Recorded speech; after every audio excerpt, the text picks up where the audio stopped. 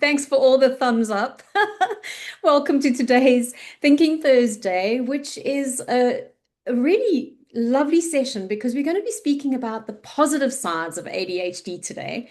And the topic is titled The Ferrari Brain. So, helping the child with the Ferrari brain. Now, as a kids' life coach, you and I both know that we get different types of children that walk into our coaching practices. Some of them are calm, peaceful, attentive, pay attention. They just are able to follow instructions. And then we get the other children that come into our coaching spaces, our kids' studios, who are a little bit impulsive, hyperactive, can't sit still, fidgeting all the time, have to touch all of our things.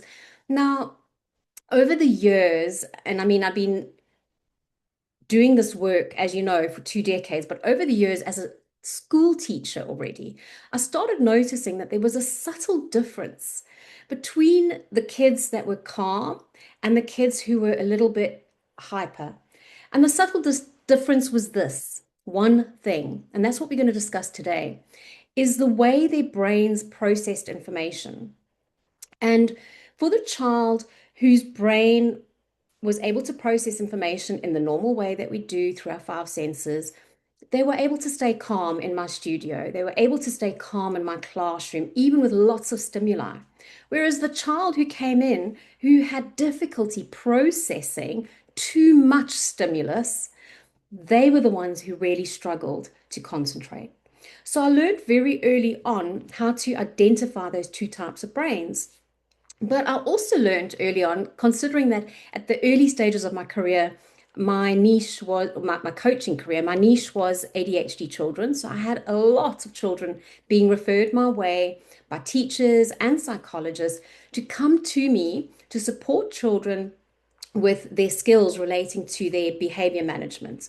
Now, if you look at ADHD, there's three symptoms in inverted commas that you would look at. You would look at hyperactivity, inattentiveness, and impulsivity. So those are the three hallmarks of ADHD.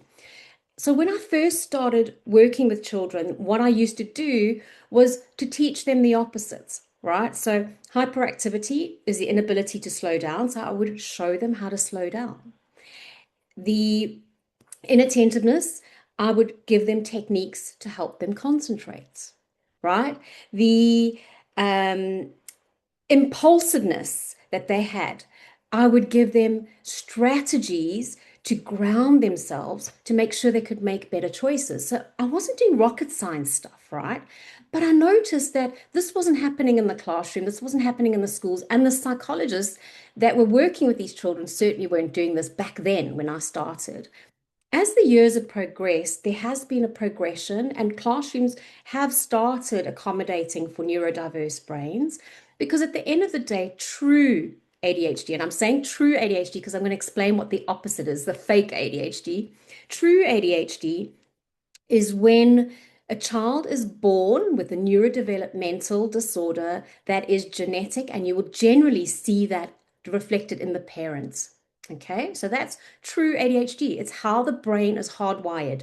The child is born that way, and so they learn how to adapt their behavior to fit their brain and how it works.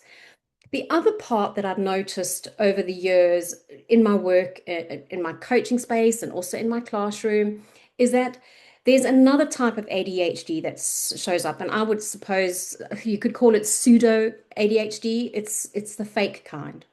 It's the kind that's blurred. It has the same symptoms, but it's not genetic and it's not neurodevelopmental.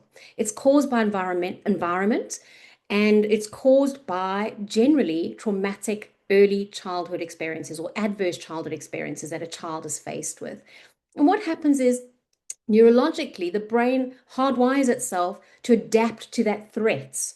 So when it becomes impulsive, that's a protective factor. And when the brain is inattentive, that's disassociating. So I started noticing these two types of brains. And as a school teacher, I worked with many, many children. And so I could quickly and easily discern the difference.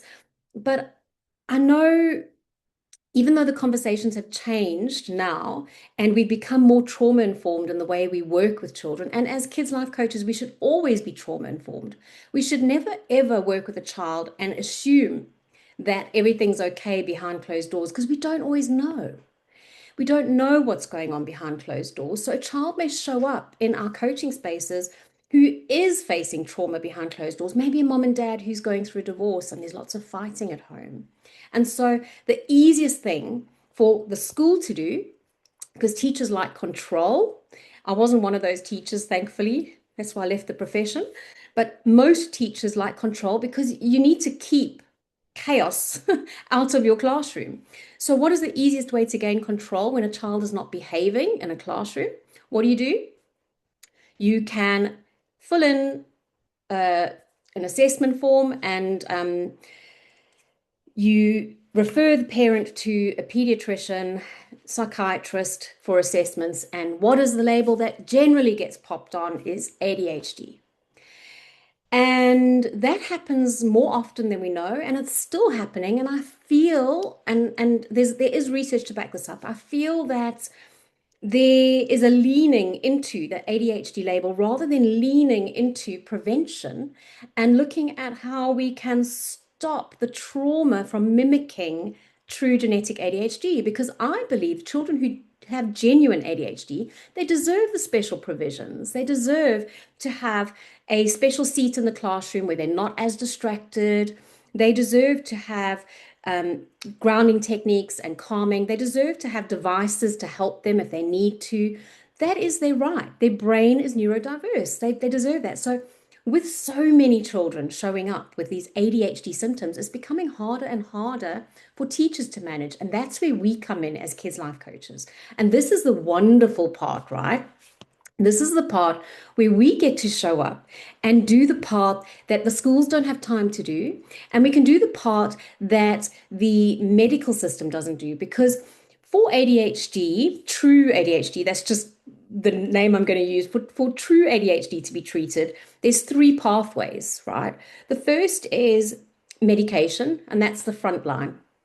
Medication is something that does work for those neurodiverse brains to get them to calm themselves down, to get their brain circuitry working well. The next one is counseling and behavior management.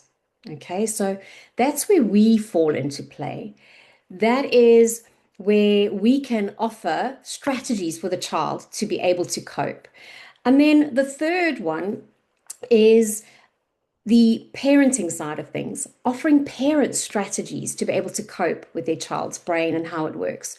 Now, whether it's true ADHD or whether it's not, that remains the same. The only thing that differs is that a child who doesn't have true ADHD or pseudo ADHD, as I've called it, they don't need the medication part. But they do need the behavior management skills and they do need their parents to support them. And us as coaches, we step in as the secret parent to add that extra layer of support because it's not only the child that needs support, it's the parent too, which is why we take a whole family approach that is non-invasive, no stigma attached. Whether it is a parent who themselves has ADHD and has been passed down to their child genetically, everybody benefits from our service that we offer. So I'm going to share a quick case study of a little boy that I worked with, a delightful little boy, but boy, was he fast. He was so fast. Before I could get a sentence out, he would finish it for me. In my coaching space, he would always be touching everything. And I mean, the magic ball that we use, you can imagine what that was like when he was using it. He was flipping it and throwing it and finding new ways to do it. And it was exhausting, but in a good way, because I understood his brain. Now, he was true ADHD.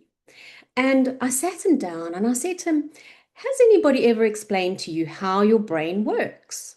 And he said, no, but I'm always getting into trouble.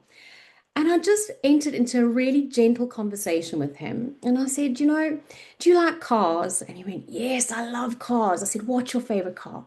And he said to me, a Ferrari. I said, what color? And he said, red. Of course, it had to be a red Ferrari. And I said to him, well, imagine your brain is a red Ferrari, right? And You're driving along the street and you get to a traffic light, and that traffic light all of a sudden turns red.